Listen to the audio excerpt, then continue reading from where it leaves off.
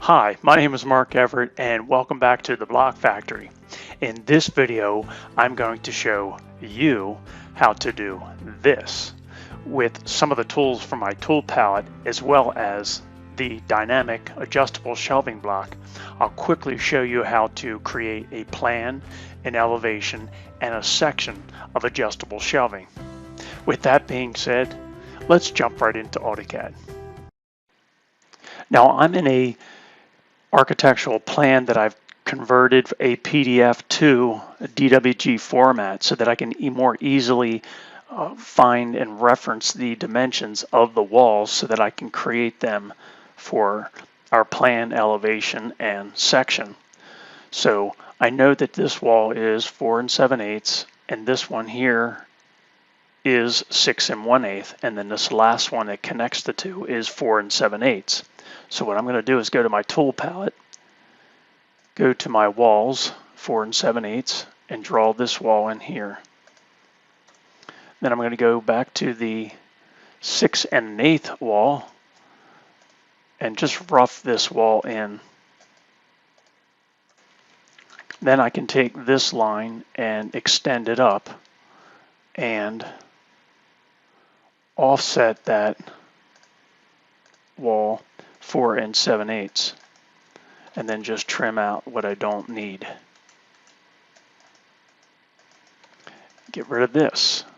Now, as a way of dimensioning, I use a circle to reference what the dimensions are. In this case, 19 by 58 and a half. So I'm going to draw a circle at 19 and one at 58.5. And then what I'll do is just stretch the interior up to the quadrant. And that way I know I'm staying vertical with my ortho. Okay, so we have those done. And I want to locate this wall right here. So I know that that one is 25 and a half. So again, I'll just stretch that to the quadrant of the circle. Now, I like to keep 12 inches past the object in either direction, and that way it gives me room to put notes and dimensions, and I can always update that later. So let's draw a circle, 12, another 12-inch circle, and then stretch those up to the quadrant also. Okay, now that I have the floor plan pretty well roughed in, I want to put a door right in the center. It looks like that's the case. And I know that this door frame is 36 inches. So I'm going to go to the center of the door rough opening, and that's 38. So I'm going to go to my wall lines again, type in W for 38-inch width, and to perpendicular. So now I have my walls roughed out. I'm going to rotate this, and then I'm going to make this a P line and join them. So now that that's one solid P line, I'll go to my wall hatch for 1 16 because that's how I'm going to present this as 3/4 inch equals a foot. I want to add a door, so go back to my tool palette, go down to Millwork Details, select the one door hinged on the right, rotate it around. Okay, now what I want to do is draw an elevation below here, but before I do that, let's frame this out with a faux viewport. Now sometimes I'll put a viewport in Paperspace, but in this case here, I just want to frame this out, and that way I have a perimeter to work with by putting my dimensions in. So let's go to the tool palette, go to Symbols 2, go to Drawing Plan, place that here on the intersection. You'll notice that's about 12 inches either direction. That's how I'll develop the block. And then I'll stretch this over, go past 12 inches. Then I'll take this down, and I want it to fall below the door, so let's just type in 50. So now I have my floor plan. So let's draw the elevation of the interior of the closet by using a wall line again. And just select any of the wall lines and type W. We know the interior is 58.5, so type in 58.5, and we're going to go from midpoint. Let's try that again. From midpoint, we're going to go down 72 inches, and that gets me below the plan enough, and then type in 96 inches.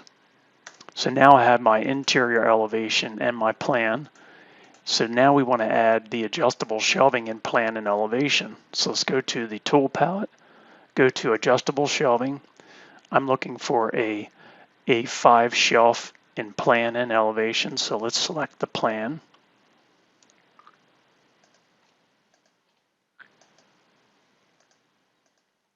Now I have my plan drawn, and you'll notice there's some tabs here that are built into the block, and that allows me to leave a 1/2 inch space between, in this case, walls. Sometimes there would be adjacent casework or some adjustable shelving next to it, but that allows me to snap right to the wall and leave a gap. Now I could go to my elevation, to my tool palette, and I could grab the elevation here, but since this one's already stretched to the appropriate width, I'm just going to copy this one here down from the plan to the elevation. And then I'll use my visibility and select an elevation with 3 standards. So now I have my plan and my elevation. Then I can go to my tool palette, go to my symbols 3, where I have my dimensions for these adjustable shelves, and I can bring them in and select the left corner and stretch this over. So now my plan, and my elevation is already dimensioned. I'll go back to the tool palette, select the elevation dimensions, stretch that to the end, stretch this to the end and to the height. So now I have that done. I'm going to put a string of dimensions here below it. Go to my dimensions, making sure I'm on 1 to 16. Let's go up about 5 inches and then just do a continued dimension string.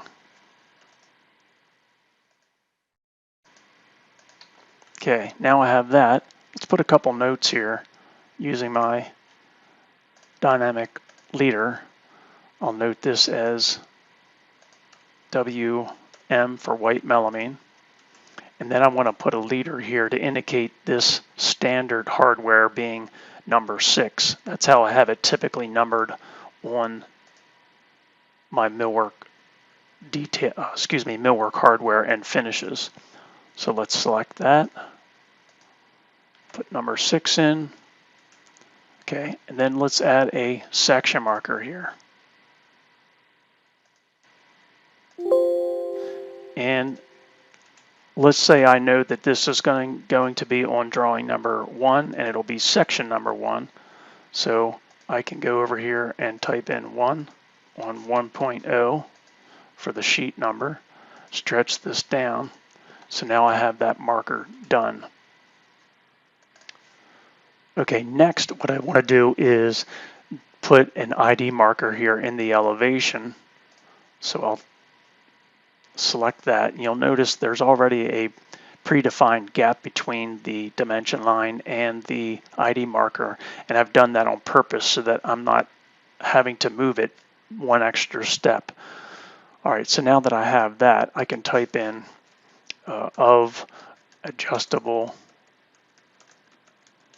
shelving, and I could be more detailed as I need to, north, south, east, west, in whatever room that I want to have, and then I can fill in this information here. In this case here, there wasn't an elevation, so on the architecturals, so I'll just put NA for not applicable, and then stretch this line underneath here and just type in 77. That gets me a nice even number.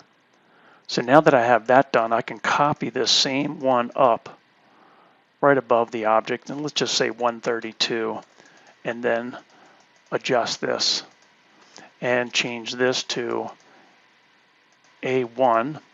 Change the text up here by typing holding the control key on my keyboard and double clicking on the text, I can type in here enlarged plan and then stretch this line over 89.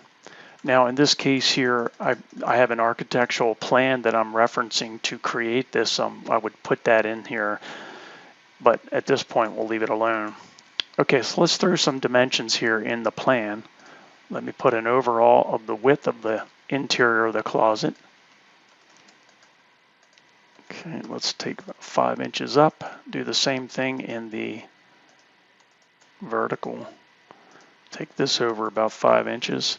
And because I don't know these two dimensions yet for sure, I will just select on it, go to my quick properties here and select my VIF dimension string, and that way those are noted that way.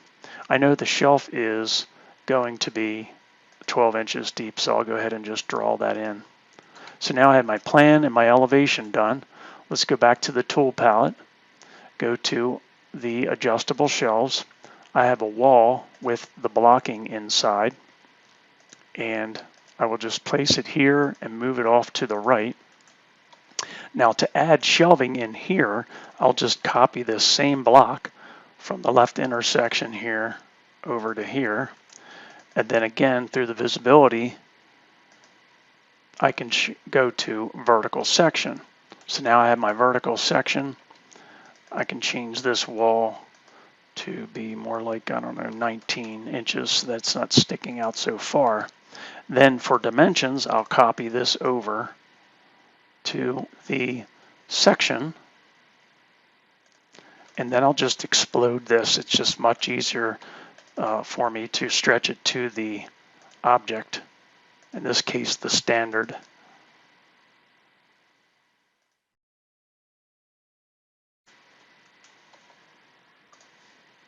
Okay, now then I'll take the in-wall blocking dimension block, bring that in, and that will dimension the interior of the blocking. Then the next step I'm going to do is bring this into the paper space portion of the drawing that I'm going to actually finish it off with. Okay, now what I want to do is take these 3 items and copy them.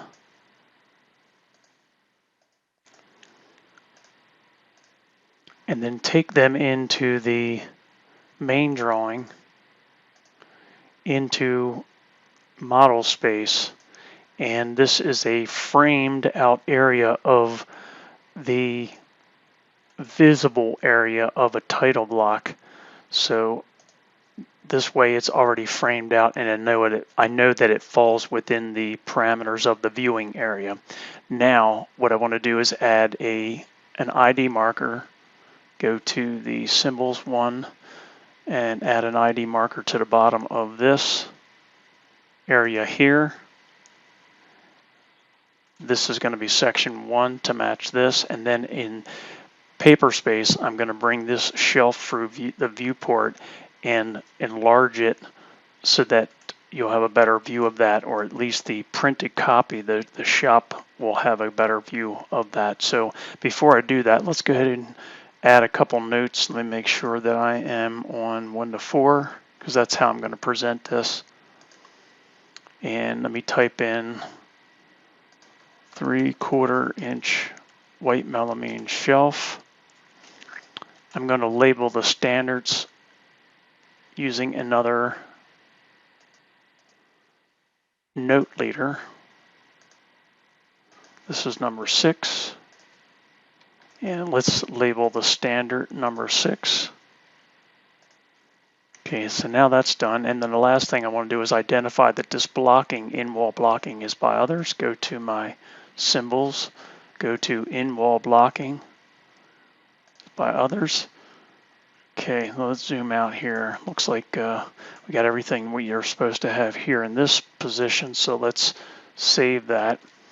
And then go to, actually, let's not save that for the moment, and let's go to paper space, and I'm going to pull this area of the drawing in at 1 to 16. then lock the viewport and scale it down, size it down to where it only allows me to see this area of the drawing. Now I'm going to move this into position. I can label this, let's say, for instance, adjustable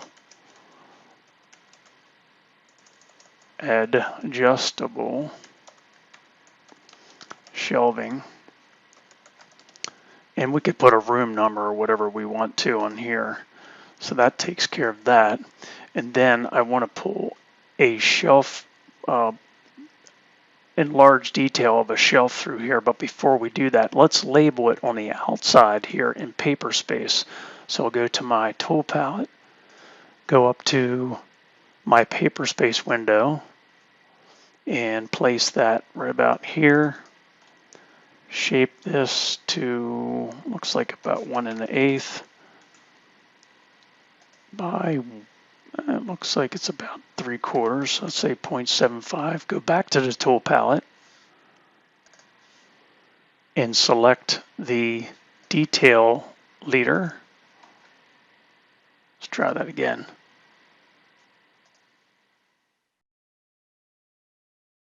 And type in 1A, actually lowercase a, over 1.0 for the drawing number.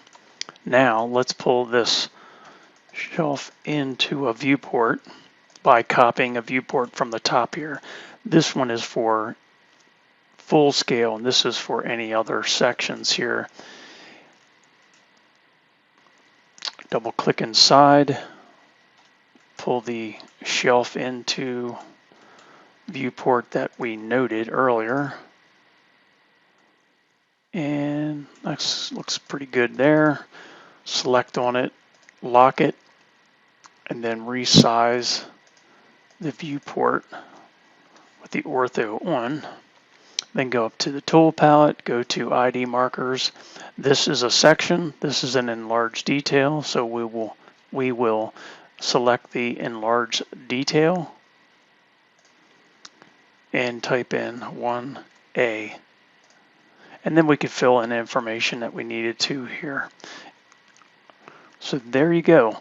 That's pretty much your plan, your elevation, your section, and your detail within a short period of time.